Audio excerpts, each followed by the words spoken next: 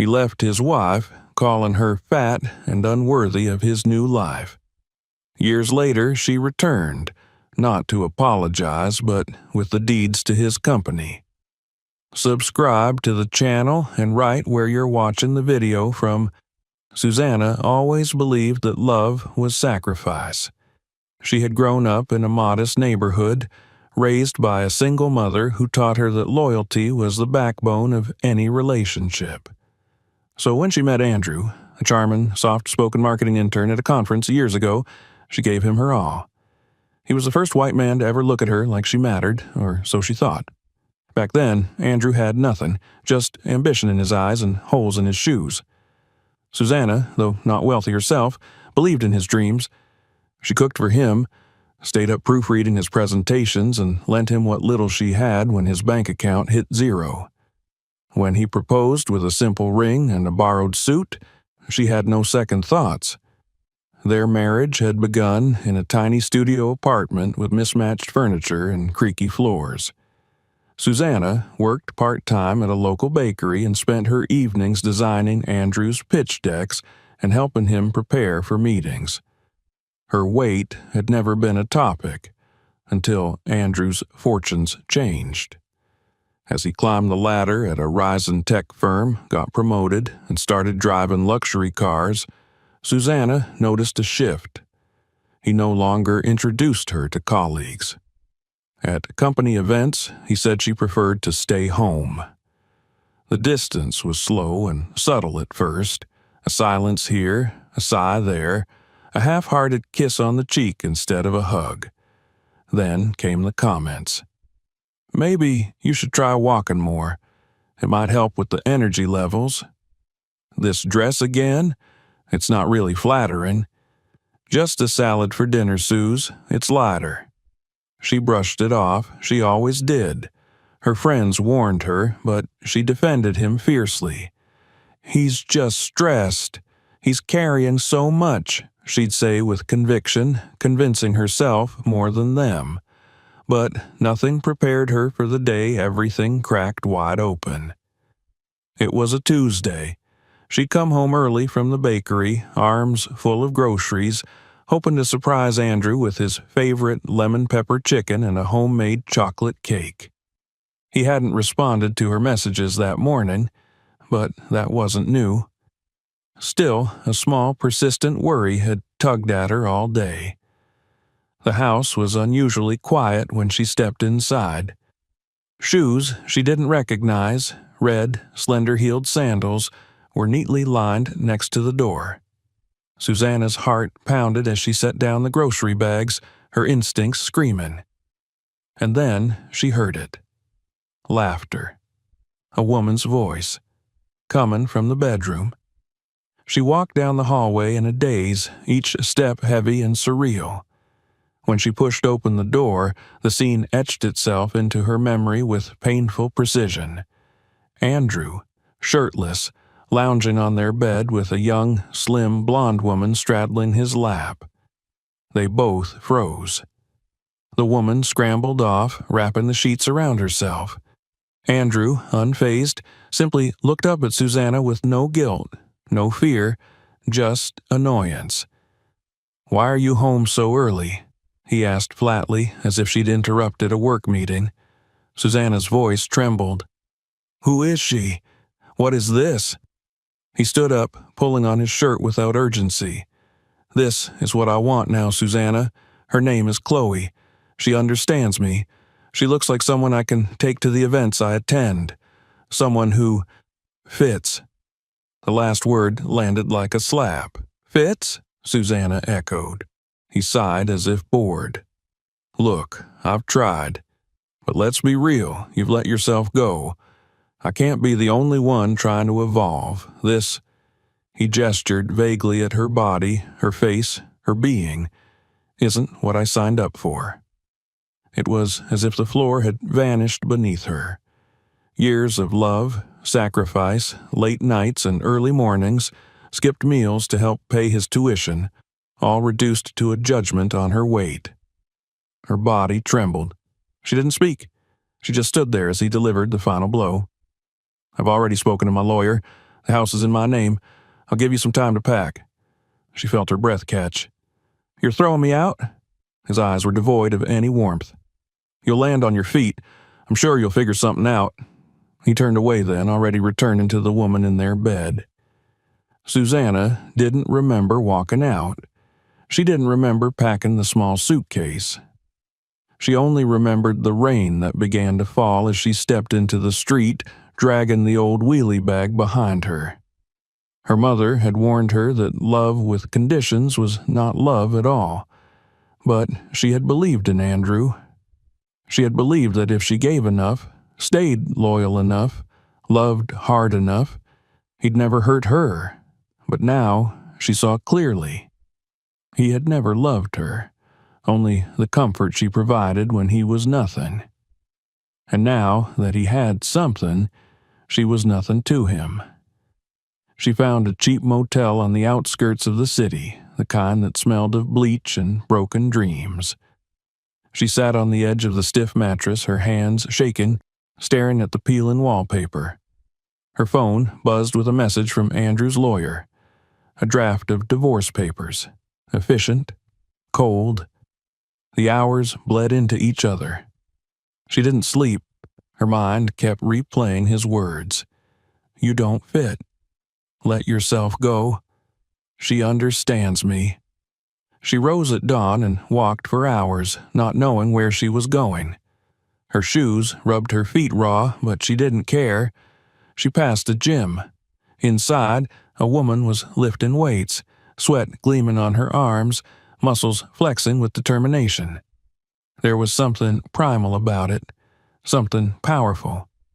Susanna paused, watching. The woman wasn't thin, but she was strong, in control. Susanna looked at her own reflection in the window. Puffy eyes, swollen cheeks, clothes that sagged in some places and clung awkwardly in others. She looked broken, but inside, something cracked. Not the kind of crack that signaled collapse, but the kind that precedes a roar. She returned to the motel, her steps more solid now. She opened her laptop and searched for one thing: transformation stories. Hundreds of images flooded the screen. Before and after photos, glowing faces, stories of betrayal and rebirth. Women who had been called too fat, too old, too much, and had risen from the ashes. Susanna didn't want to get him back. She didn't want his apology. What she wanted, what she needed, was to become someone he'd never have the right to speak to again. Someone who could watch him crumble from above. The first thing she did was sell her wedding ring. Pawned for a few $100s, it was enough to buy a bus ticket to a different city and pay for 2 weeks at a women's shelter. There, surrounded by other women with stories carved in bruises and silence, she began to rebuild, slowly, quietly.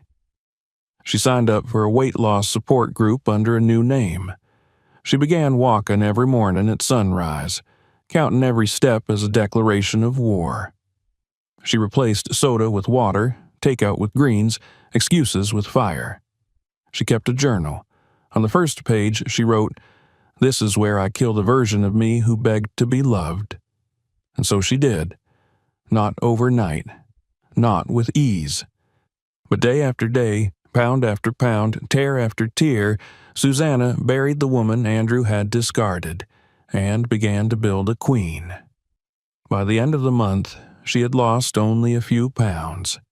But something far greater had shifted. She had lost the fear in her voice, the hesitation in her step, the lie that she needed a man to be enough. On a cold Sunday morning, she stood in front of a mirror in the shelter's hallway. Her body hadn't changed much yet, but her eyes, they burned. Her jawline was tight with purpose. Her hands clenched. That was the day she whispered to herself, "You were right, Andrew. I don't fit." She leaned closer to the mirror. "I'm going to outgrow every piece of your small, shallow world." And she smiled, Not the smile of a woman trying to be liked, but the grin of someone who had already begun to take back her power, one heartbeat at a time. It had been 3 months since Susanna walked away from the life she had built with Andrew. 3 months since she'd last seen the man who told her she was unworthy of standing beside him. The woman who arrived in the new city was no longer a wife, no longer a homemaker, no longer anyone's anchor but her own. She arrived with one suitcase, a heart torn into jagged pieces, and a plan she hadn't yet found the words for. But she had something stronger than a roadmap. She had resolve.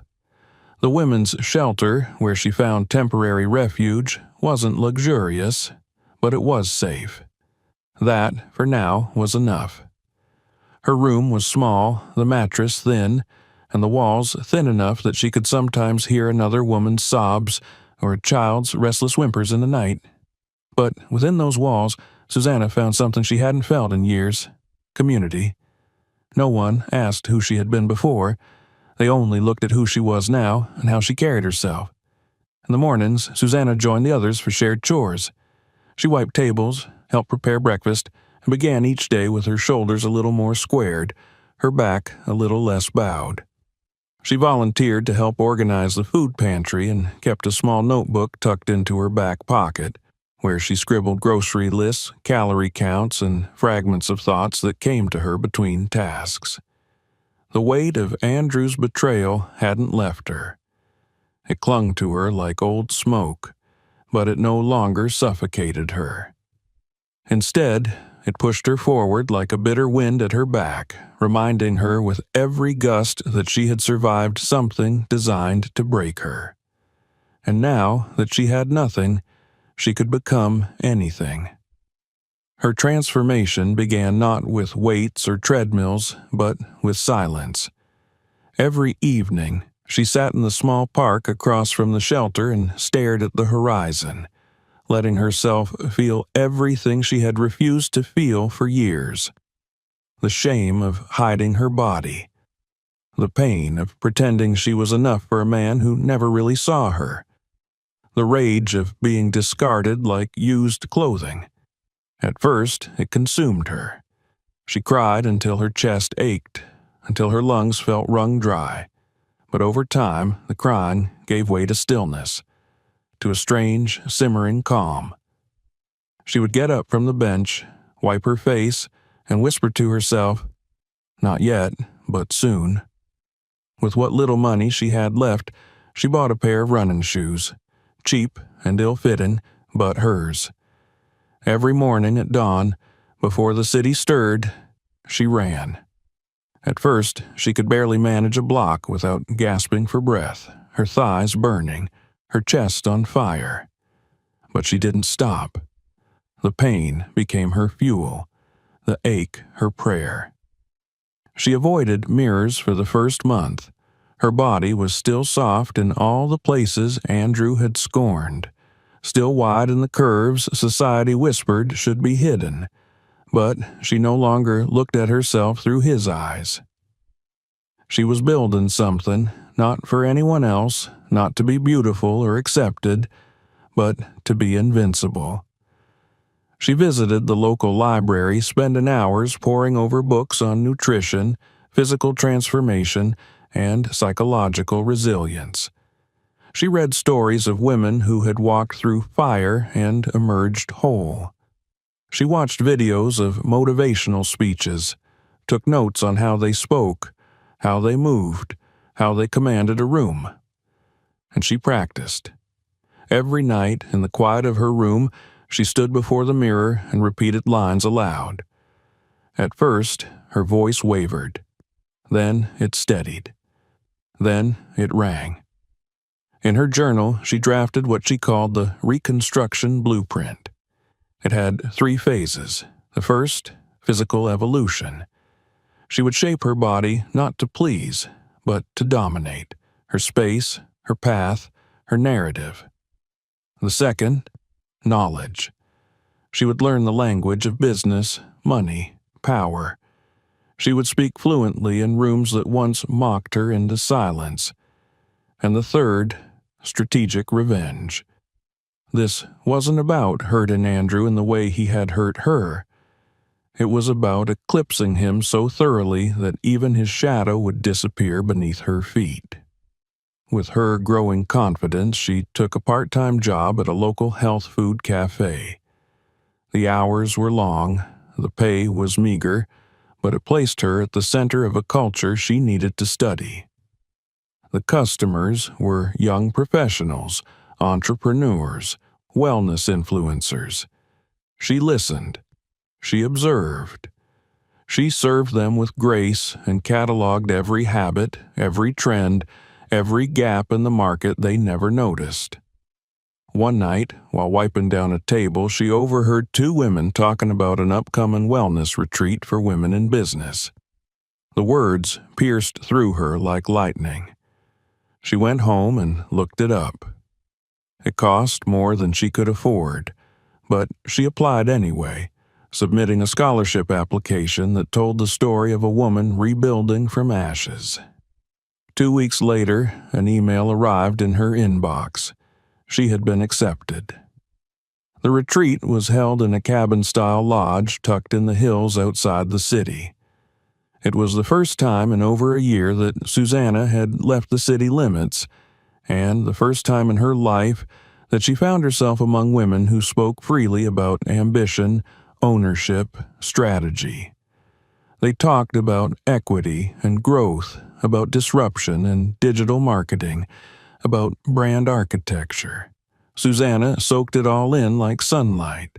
She didn't speak much during the first 2 days. She was still learning how to unlearn the silence she'd wrapped herself in during her marriage. But on the third day, a speaker asked for volunteers to share their visions. Susanna stood up. Her voice trembled at first, but her eyes were steady. She spoke not of weight loss, but of reclamation. Of building a brand that helped women rise from emotional devastation and reshape their lives from the ground up. She described a platform that offered not just products, but community, coaching, and identity. When she finished, the room was silent. Then came applause, slow at first, then rising. A woman approached her after, handing her a card. "You need to launch this," she said. "When you're ready, I can connect you with funding options." Susanna held the card in her hand that night like it was a spark of divinity. She had come so far already, but this was her moment to ignite. The next morning, she gave her 2 weeks' notice at the cafe. She found a shared workspace downtown and began designing the blueprint for her company. She named it Phoenix Rise. The tagline, "Out of fire, we soar." She built a website from scratch, uploaded her story anonymously, and invited other women to share theirs. Within weeks, the blog had thousands of views. She filmed her first video with a borrowed camera, speaking into the lens with raw honesty. Her face had changed, sharper, more defined, but her eyes held the same fire that first lit in the shelter's hallway mirror. The response was overwhelming. Messages poured in from women across the country. Some were in shelters. Some were still in abusive homes. Others were silently dying in luxury condos next to men who no longer saw them. Susanna replied to every message. The weight continued to fall. Not dramatically, not overnight, but steadily. More importantly, her spirit grew heavier, with purpose. She invested in a fitness trainer who believed in her mission. He didn't push her to lose weight. He trained her to build strength. Her body hardened. Her voice deepened. Her presence, once timid, became undeniable. On the first anniversary of the day Andrew threw her out, she posted a photo of herself on the Phoenix Rise blog. She didn't smile in it. She didn't pose. She simply stood, arms crossed, eyes forward, the caption reading, "You don't need to burn bridges when you can build your own kingdom." By now, she had moved into a small but elegant apartment. She still lived modestly, pouring every extra dollar into her business. But she no longer feared anything. Not hunger, not loneliness, certainly not him. Late at night, she sometimes wondered if Andrew had seen any of her videos, if he had stumbled upon her name in a blog or business forum, if he had even the faintest clue that the woman he discarded now stood taller than ever. She hoped he hadn't, because she wasn't ready to be seen. Not yet. She still had more to build, more to plan. The final stage of her blueprint, the part she had not yet revealed even to herself, was drawing near. And when it came, she would not merely be healed, she would be dangerous. The city hummed with possibility. From the 13th floor of her modest apartment, Susanna stood barefoot on the cool tiles of her balcony, watching the sunrise smear streaks of gold and crimson across the sky. A year ago, she had stood on a street corner with a single suitcase and a broken heart. Now, her mornings began with ritual and focus. A pot of herbal tea brewed on the stove, 30 minutes of meditation, a journal entry, and her workout. There was discipline in every movement, but none of it came from punishment. It was reverence now, toward herself, her body, and the fire that refused to die even when everything else had. Her body had changed, leaner, sculpted in ways she hadn't thought possible. Her thighs were strong. Her arms could hold weight and strike back. Her waist had narrowed, and her face carried new definition. But more striking than any physical shift was the air around her, an energy that filled rooms before she even spoke. Strangers held doors for her differently now. People at networking events leaned in when she talked. Waiters brought her water with subtle deference. It wasn't beauty they reacted to, it was presence. The Phoenix Rise brand had grown beyond her expectations. What had begun as a blog and a single video had turned into a movement. Susanna now had a small team of women, some of whom had come from shelters like the one where she once stayed, working with her to create courses, write guides, manage online forums, and moderate live discussions. The website offered meal planning templates, guided workouts, and journaling prompts. But what made it different from the thousands of other wellness platforms was the honesty. No curated perfection, no plastic smiles, just real women, real stories, and the belief that pain could be turned into power. And it wasn't just digital. Every Saturday, Susanna hosted in-person gatherings in rented studio spaces where women sat cross-legged on mats, sharing stories and holding each other in silence. The testimonials poured in. Women leaving toxic marriages, quitting soul-crushing jobs, confronting family trauma. One woman, previously suicidal, had tattooed Phoenix on her wrist after finishing the RISE program. Susanna had cried when she saw the photo, and not just because it meant something to someone, but because it meant she had become what she needed when no one else showed up for her. But growth wasn't her only goal. The second phase of her blueprint was knowledge, and she pursued it relentlessly. Susanna enrolled in a business leadership course designed for minority female founders. She studied every evening, absorbing financial terminology, pitch techniques, and marketing analytics. She didn't just want to run a company. She wanted to master the language of capital. She began attending business networking events in the city, dressed in sharply tailored suits, her natural hair styled in regal coils that framed her face like a crown. At one such event, held in a towering glass building filled with venture capitalists and startup dreamers, Susanna was approached by a man in his early 50s with silver hair and thoughtful eyes. His name was Paul Castell, and he had made his fortune investing in women-led wellness brands. "I've heard about Phoenix Rise," he said after her introduction. Your engagement rate is extraordinary. You've built something rare. Authenticity with structure. Have you considered scaling?" Susanna had. In fact, she had plans to launch a physical product line, organic teas, affirmational journals, and weighted robes for trauma-informed self-soothing. But her funds were limited. Castell offered her an initial seed investment and strategic mentorship. They scheduled a meeting the following week, and within a month, a partnership was formed. Susanna retained full creative control, while Castell's team supported distribution and supply chains. Her warehouse launched in a quiet industrial zone on the edge of the city. Within it, hand-packed boxes labeled with her fiery emblem were stacked in columns, ready to be shipped across the country. The flagship tea blend, named Ashes to Ember, became a bestseller within weeks of launch.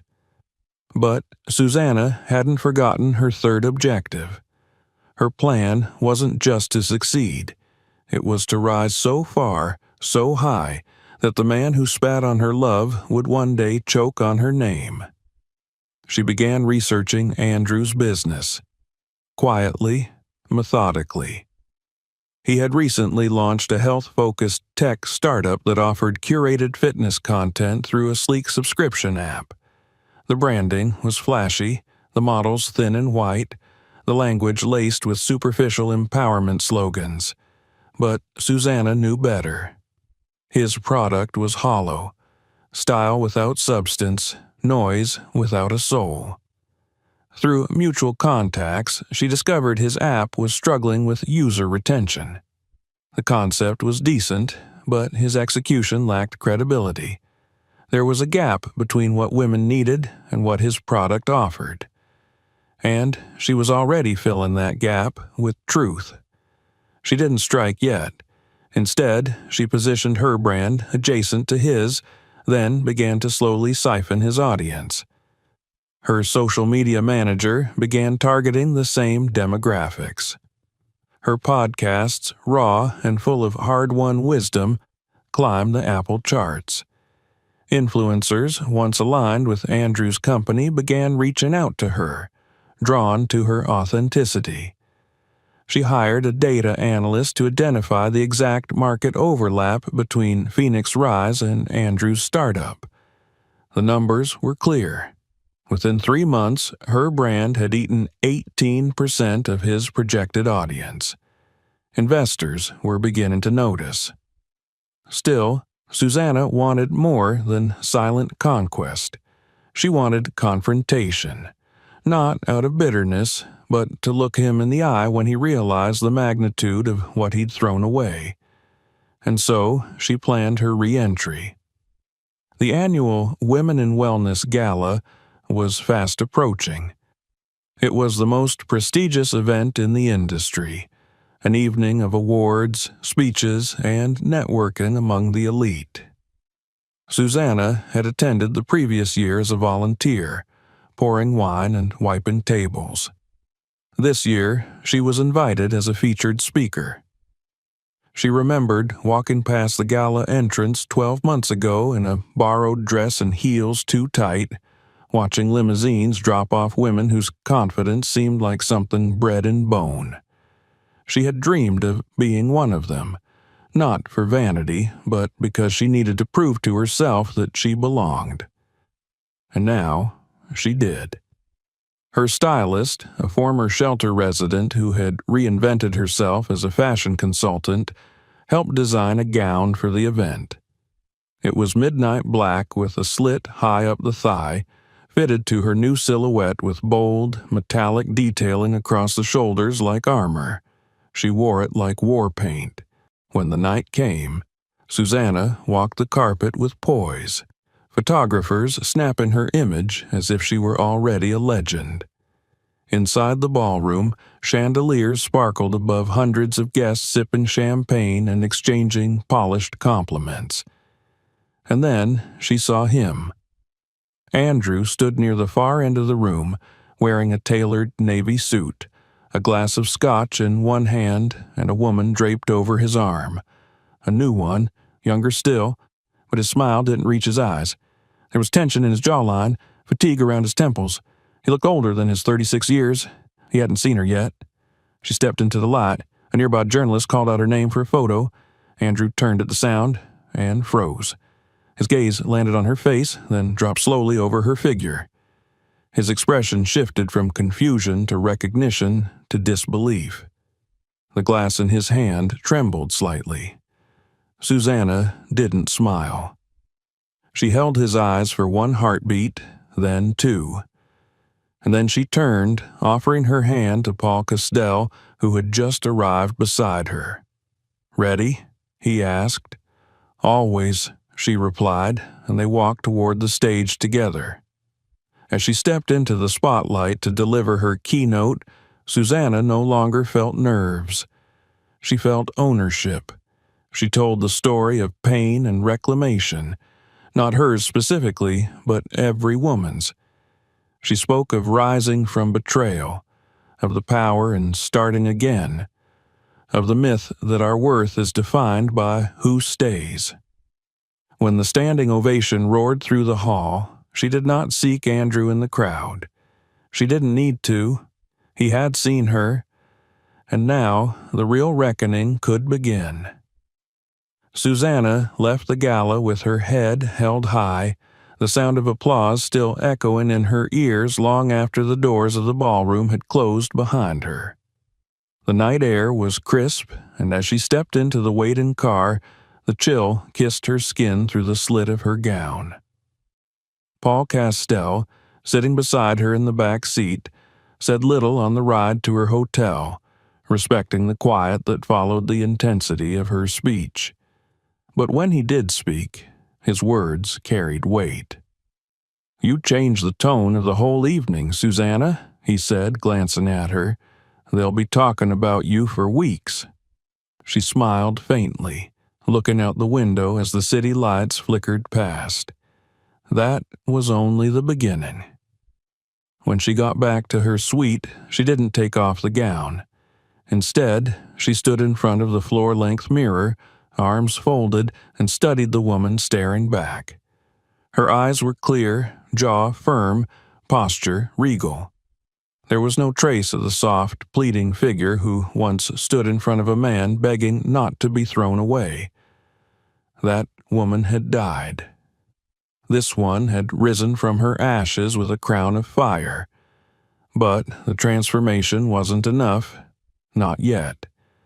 Tonight had been the public reckoning, the symbolic moment of arrival.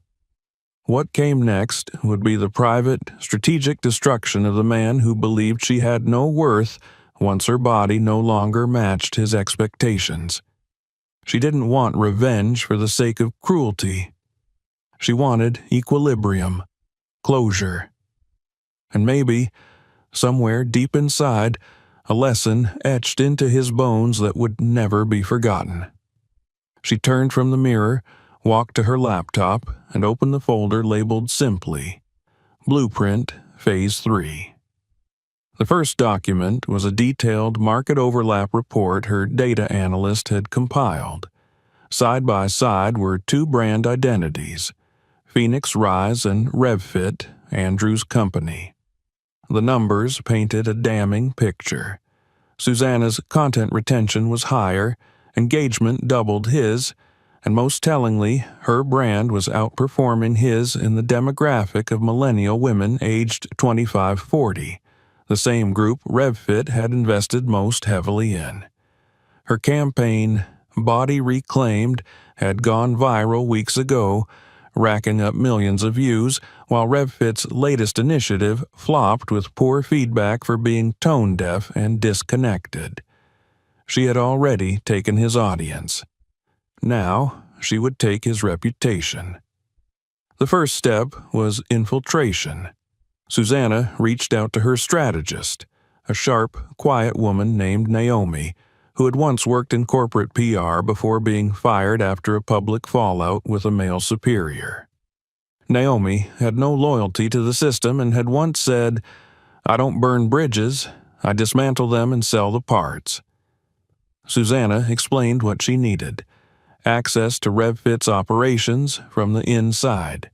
Not industrial espionage, nothing illegal, but real, documentable proof of what was already crumbling beneath the surface. Naomi contacted a former colleague who was now working under Andrew. Within a week, a young woman named Tara was in place, acting as a personal assistant to one of the RevFit's department heads. Tara began feeding them information, and the picture that formed was worse than Susanna imagined.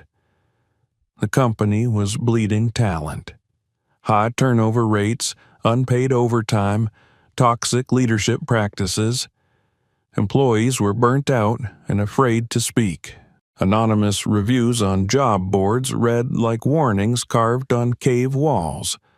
More than that, Andrew had pushed his tech team to roll out an update to the app that wasn't ready, resulting in bugs and subscription failures that caused a wave of complaints. Instead of owning the failure, he blamed the team publicly, leading to a quiet exodus of 3 senior developers. Susanna's eyes narrowed as she read the reports. It was all there: poor leadership, unstable infrastructure, financial mismanagement. All she needed now was to hold up a mirror to it for the world to see. Naomi drafted a press release disguised as an exposé, centered not on Andrew directly, but on the larger issue of wellness companies failing the very communities they claimed to serve.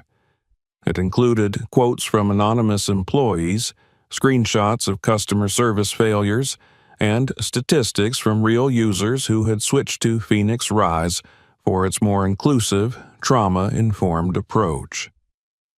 The article was submitted to a well-known digital media outlet under the byline of a journalist sympathetic to Susanna's mission. The article dropped on a Monday morning. By noon, it was trending on Twitter. By afternoon, RevFit's app ratings plummeted as users left scathing reviews. By the end of the day, one of Andrew's major investors released a statement. "We are reevaluating our involvement with RevFit in light of recent revelations and the growing concern around ethical leadership." Susanna sat in her office that evening, sipping tea as her team sent her live updates. She didn't feel joy. Not yet. She felt the weight of justice, heavy, deliberate, necessary. But she wasn't done. She bought stock in one of RevFit's suppliers, a struggling apparel manufacturer that provided branded merchandise for the company. Quietly, through intermediaries, she gained influence on the board. When the next order from RevFit came in, she had it delayed under the guise of supply chain issues. Andrew's company missed its promised shipment dates, and customers erupted. Then came the event invitations. Susanna hosted an empowerment weekend under Phoenix Rise, inviting a carefully curated list of influencers, wellness coaches, therapists, and businesswomen. Among the invitees was Chloe, the same woman Andrew had left her for. Susanna didn't invite her directly. She simply placed the event where she knew Chloe would see it. Sure enough, a few days later, Chloe's Instagram stories showed her preparing for a transformational retreat, hosted by a powerhouse brand run by a woman who inspires the hell out of me. Susanna watched with detached curiosity. The weekend was a success with viral footage, testimonials, and high engagement. Chloe even posted a selfie with Susanna, unaware of their shared history. It made headlines across wellness media circuits, new faces of healing and power. Andrew saw it. Susanna knew he did. He called her 3 days later. Her phone buzzed while she was in a meeting. She glanced at the screen. A name she hadn't seen in over a year. Andrew Warren. She let it ring. When it buzzed again, this time with a voicemail, she listened. His voice was strained, a brittle imitation of the man who once looked down at her with indifference. He said he wanted to talk, that things had gone sideways, that he didn't know who else to turn to. She deleted the message. The next week, she got word from Naomi that Andrew had requested a meeting with Castell, hoping to form a strategic alliance. Castell declined, politely but firmly. Susanna didn't speak of it. She didn't gloat. She kept building. She hired a branding agency to develop a visual rehaul for Phoenix Rise. The logo, once a delicate flame, was now a roaring firebird. She commissioned artwork from survivors. Her website's banner now read, "We don't bounce back, we rise." Months passed. RevFit's valuation dropped. Internal chaos was now external scandal. Andrew was in damage control, issuing public statements about reevaluating leadership culture and renewed commitments to community. But no one was listening anymore. He had lost the story, and Susanna owned it. The hunt wasn't about the chase anymore. It was about the kill, not literal, but symbolic. The death of his illusion of power, the eradication of his control, the final reversal of roles. But Susanna wasn't done yet. She had one more move, and for that she would need to meet him face to face. Not as the woman he once shamed, but as the woman he could never touch again. The lobby of the high-rise office was cool and immaculate, its marble floors gleaming under the soft wash of recessed lighting. Susanna stood still as the elevator doors slid open before her, the quiet chime echoing against the walls like the beginning of a requiem. Dressed in a slate-gray fitted suit, her heels clicking with composed authority, she stepped into the elevator and pressed the button for the 42nd floor. The numbers ascended slowly, and so did her breath. Deep, steady, unshaken. She had not come for reconciliation. She had come for the moment she'd imagined in 100 different forms, the moment when he would see her and understand just how completely the roles had reversed. Andrew's company, once buzzing with energy and aspirational flair, now carried the air of something decaying from the inside. The receptionist barely looked up as Susanna gave her name, her voice clipped and professional. She was led down a hallway she had never walked before, but somehow had already conquered. She paused at the glass doors at the end of the corridor where her name had already shaken the foundations behind them. Inside the boardroom, Andrew stood with his back to the door, his arms resting on the table as if they alone could hold him up.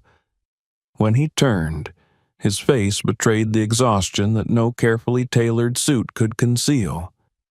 The man who had once told her she didn't belong beside him now looked smaller, faded, the gleam of self-assurance long since dulled. He froze the moment he saw her. His eyes widened, disbelief flickering across his features like a man seeing a ghost. Susanna did not offer a smile. She did not extend a hand. She simply took her seat across from him, her movements economical, unhurried, sovereign. "You asked to see me," she said calmly, folding one leg over the other.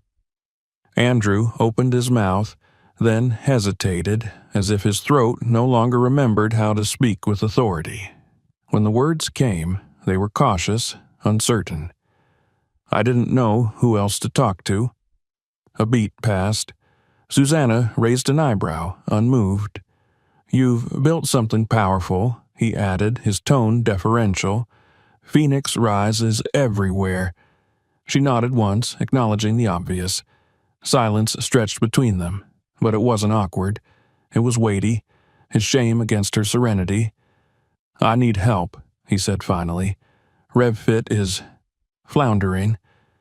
"I know," Susanna replied. He swallowed. "I've been trying to keep it afloat. I've lost 2 investors.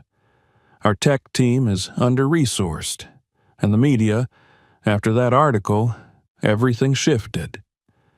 "You mean the article that highlighted the way your company exploited its employees while pretending to empower women?" Her voice remained level, but her eyes pierced. He looked away.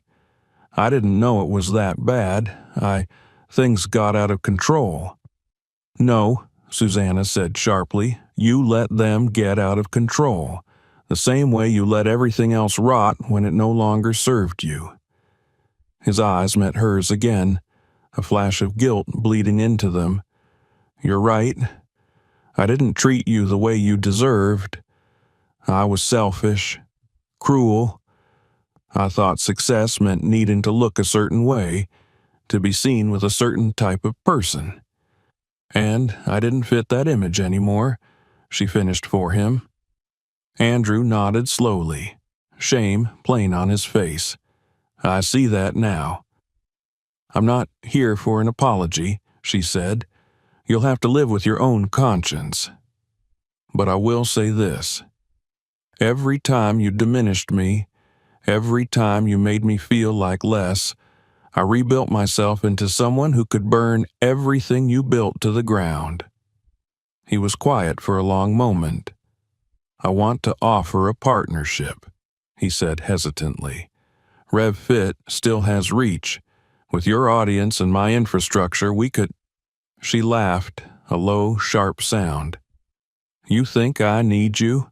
She asked, tilting her head.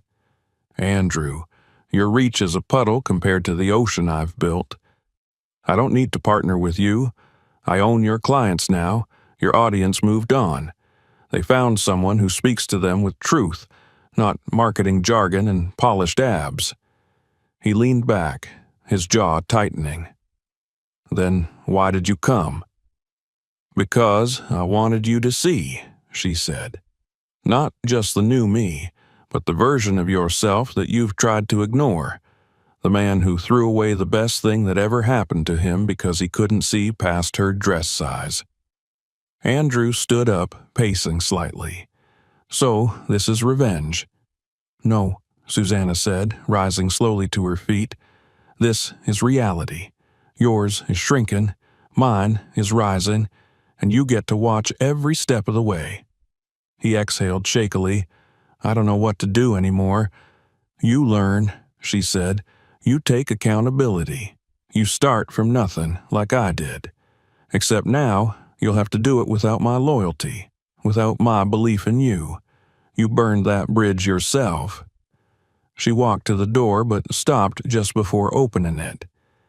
Do you know the irony? She asked, looking over her shoulder. Andrew stared at her hollow. I used to pray you would see me again, that one day I'd become someone you'd want back. But now I realize I outgrew you so completely I couldn't fit back into your world even if I tried. She left him there alone in the sterile conference room, surrounded by charts and graphs and fading visions of influence. Back in her own office, Susanna didn't speak of the meeting to anyone. Not Paul, not Naomi, not her team. She didn't need to. It was done. The next few weeks unfolded as if the universe itself had acknowledged the shift in power. RevFit failed to meet its quarterly goals. A whistleblower surfaced, citing years of internal misconduct. Andrew was asked to step down by what remained of his board. Chloe disappeared from his social media, her silence louder than any statement. And then the final blow came. A prominent media outlet published a feature titled The Rise of Susanna Lane, From Rejection to Reign. Her photo graced the front page, powerful, poised, and radiant. The article detailed her journey from betrayal to business icon, from discarded wife to industry leader. It mentioned Andrew only once, in passing, as the now-defunct founder of RevFit. The comment section overflowed with praise. Women called her a hero, a mirror, a guide. Some admitted that they had stayed in relationships too long, believing they were lucky to be tolerated. Now they said they were walking away. And Andrew? He watched it all from the sidelines, his inbox quiet, his name slowly slipping from relevance. Susanna, meanwhile, didn't stop. She opened a second headquarters in Atlanta, launched a line of apparel designed by formerly incarcerated women, and announced a new mentorship program for survivors of emotional abuse.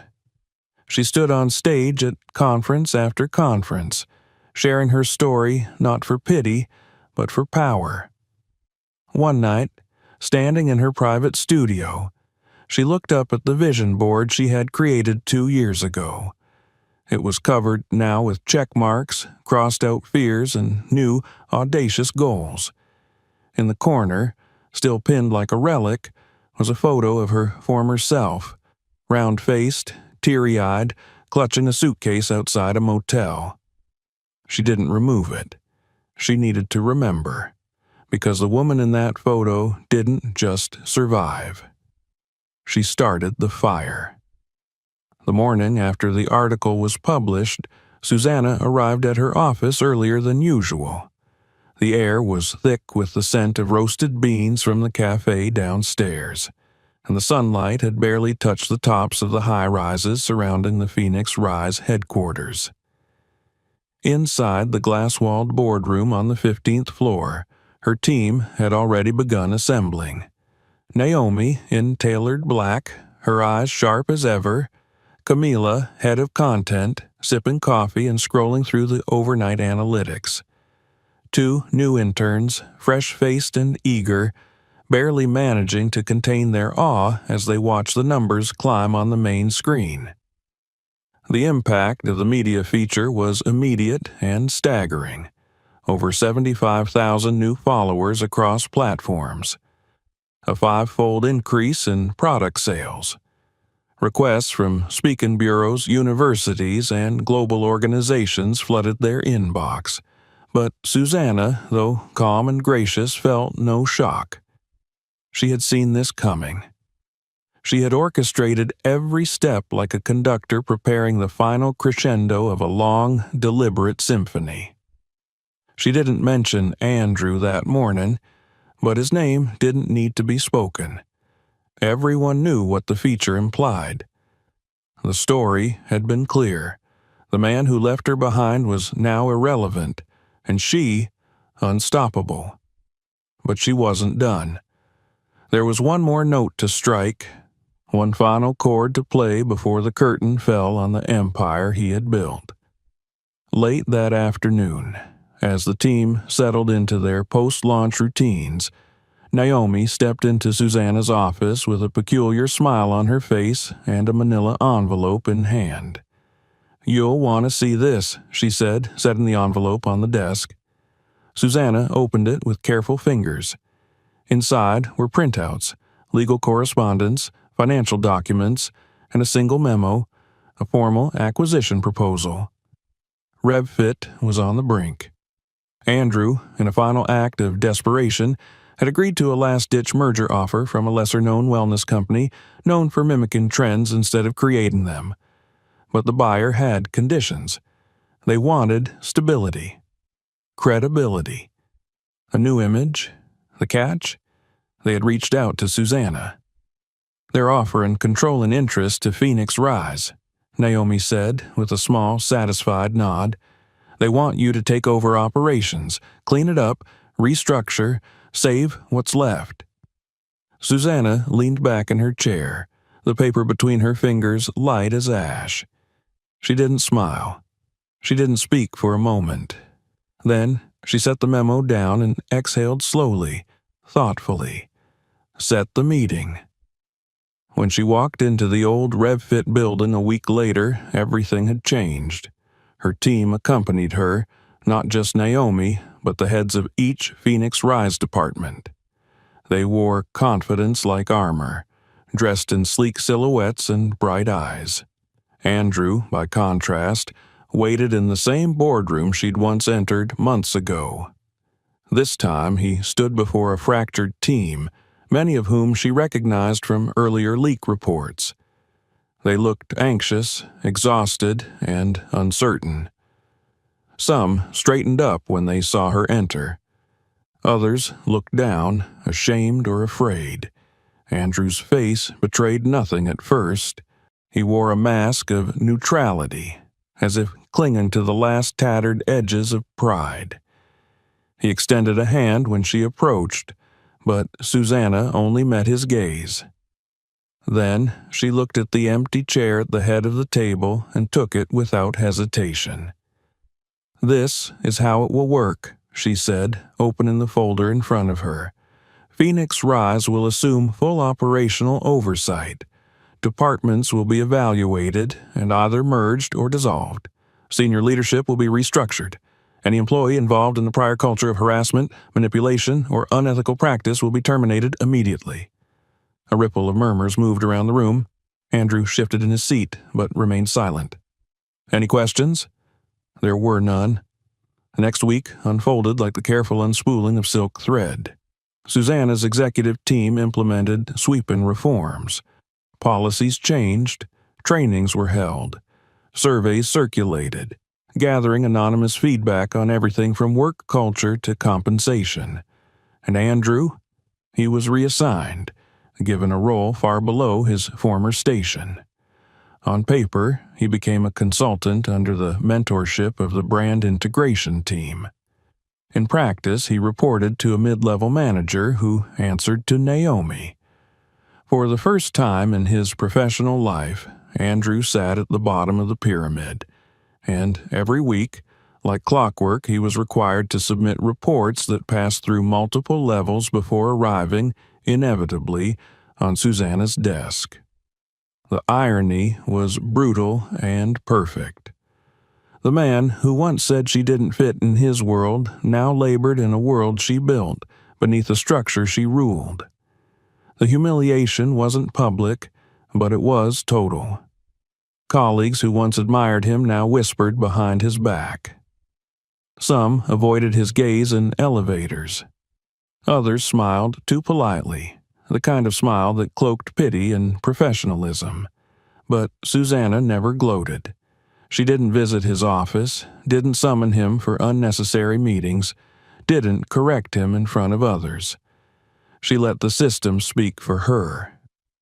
Every email he sent was a reminder.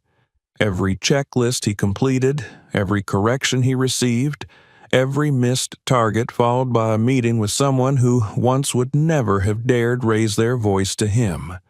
Those were her retributions.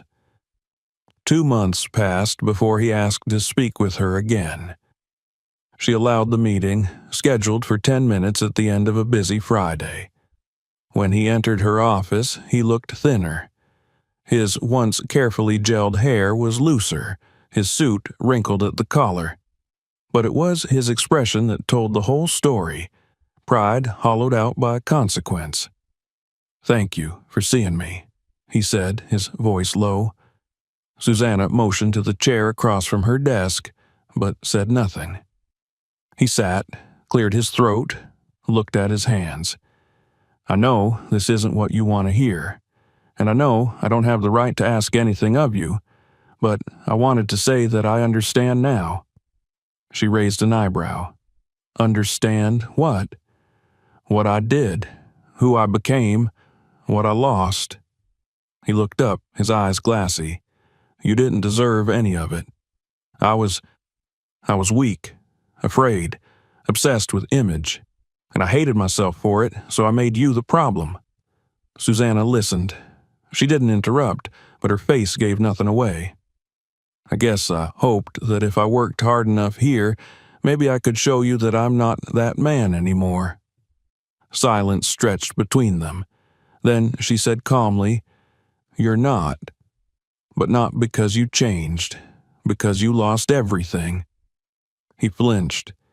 "That man," she continued, "would never sit in a chair like this, would never submit reports to someone he once humiliated, would never apologize.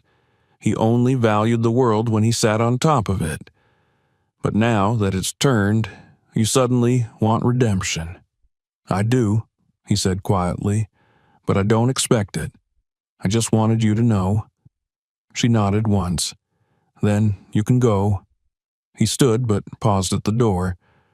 "You built something incredible, Susanna. You're extraordinary." She looked up at him, her expression finally shifting. "No," she said, "I always was. You just refused to see it."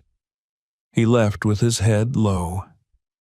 That night, alone in her penthouse suite, Susanna stood on the balcony overlooking the city. The lights stretched endlessly in every direction, a constellation of windows and possibility. She remembered standing on a similar balcony in a shelter, watching dawn break and wondering if she would ever feel whole again. Now, she wasn't just whole, she was towering. The final piece of her plan, humbling Andrew not through vengeance but through consequence, was complete. He worked beneath her, answered to her, lived in a world shaped by her decisions, and even his apology, however sincere, could not rewrite the past. It only underscored what he had lost. In the office building he once owned, his name was no longer on the wall. Hers was etched in steel, and it would remain there long after he was gone. The lawsuit arrived on Andrew's desk like a final nail in the coffin. Neatly packaged, signed, and stamped, the company seal cold and official in the upper right-hand corner. He knew what it meant before he even opened the envelope. For weeks, the whispers had been growing louder, the tension in every meeting crackling like dry leaves underfoot. He had seen the writing on the wall, the deadlines he had missed, the discrepancies in the accounts, the suppliers left unpaid, the investors who stopped returning calls. The woman he once discarded now held all the leverage, and there was no maneuver, no angle, no lie left to save him. He read the first page twice, and when he reached the final paragraph, the part that laid out the demand for full repayment of the misused funds and return of assets, he let the papers fall onto his desk. His hand trembled. He wiped at his face, then stared at the floor for a long, silent minute. When he stood up, the office spun. He didn't tell anyone he was leaving. He just walked out, past the glass doors of the company he no longer controlled, past the reception desk where no one lifted their eyes to acknowledge him, past the front steps where once, not long ago, a photographer had snapped a photo of him grinning in front of a banner that read, "Welcome to the future of wellness." Now, that future belonged to someone else. The cab ride to Susanna's building was long and suffocating. He stared out the window, the city streets blurring into gray streaks. His phone buzzed with messages he ignored. His lawyers had advised him not to approach her. "Let the legal team handle it," they said. "You'll only make it worse." But Andrew wasn't thinking like a businessman anymore. He wasn't thinking like a strategist or a founder. He was thinking like a man unraveling, desperate to stop the collapse of the last few pieces holding him together. Susanna's office was on the top floor of a modern tower in the heart of the city. He had never been there before. He'd only seen photos online, images of her in interviews, standing beside influential women, smiling behind podiums, hands raised mid-speech, a woman in total command of her destiny. He had never imagined that one day he would walk through those doors not as a guest, not even as a visitor, but as a man begging for mercy from the person he had once tossed aside. The receptionist recognized him instantly. Her lips tightened. Still, she picked up the phone and called upstairs. After a few seconds, she looked at him and said, "She'll see you." He waited in the reception lounge, perched on the edge of a leather chair, his hands clasped so tightly they turned pale. When the elevator doors opened and Naomi stepped out, her expression unreadable, she motioned for him to follow. Susanna's office was unlike any space he'd ever entered. It wasn't grand in the traditional sense, no gold, no ostentatious decor, but it radiated calm power. The walls were covered in artwork created by survivors, bold brushstrokes, faces rising from shadows, wings in shades of crimson and cobalt. One wall displayed the original Phoenix Rise logo, alongside the newer version etched in bronze. The shelves held books on business, healing, activism, and resilience. Her desk, wide and organized, stood before a panoramic window that framed the skyline like a living painting. She was standing when he entered, facing the window, her back to him. "I was wondering how long it would take," she said, not turning. Andrew's voice came out thinner than he intended.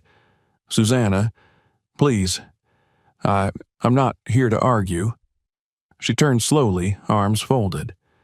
"I received the documents," he said, reaching into his coat pocket. "I understand what they mean. He faltered. "I don't have the money." "I know," she replied. "I've tried everything. My assets are tied up, investors are gone. Chloe left. I can't even make the next payroll. If this suit moves forward, I'll lose everything. My home, my reputation, my name." Susanna walked to her desk and sat down. "You already lost your name," she said. "It just took you this long to notice."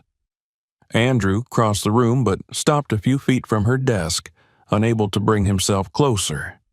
"I made mistakes," he said. "Terrible ones.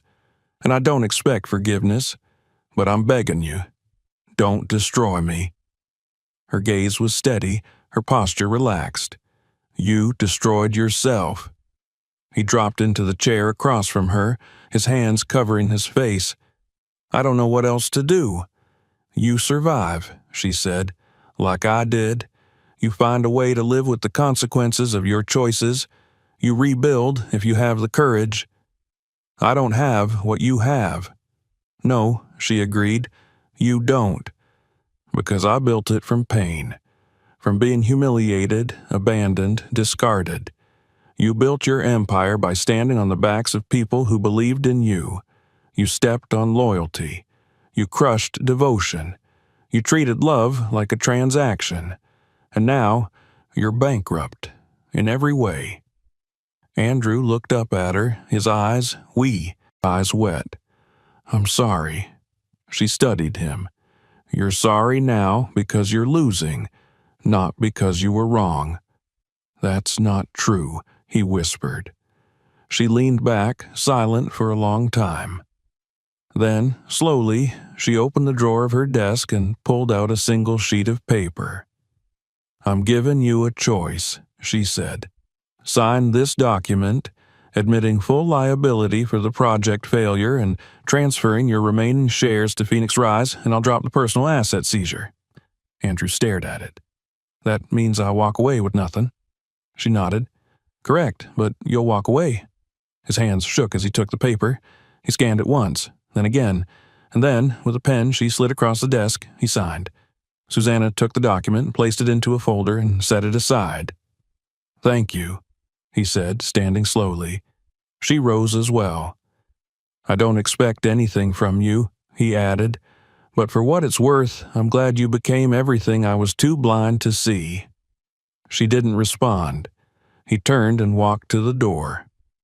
Just as his hand touched the handle, he paused. "Do you ever miss it?" he asked without turning. "The past, the way we were?" She inhaled, then answered quietly. "I miss the version of myself who believed you'd never hurt me, but she's gone, and I'm not mourning her anymore." He nodded once, then left. In the days that followed, news of the formal transfer of RevFit's remaining shares made headlines in industry circles. The media framed it as a graceful exit, a merger of necessity. But insiders knew the truth. Andrew had lost not to a competitor, but to the very woman he once discarded. It wasn't just a business acquisition. It was a reckoning. Meanwhile, Susanna flourished. Phoenix Rise launched a new global initiative focused on mentorship for women entrepreneurs from underserved communities. She was invited to speak at international summits. Her face graced magazine covers.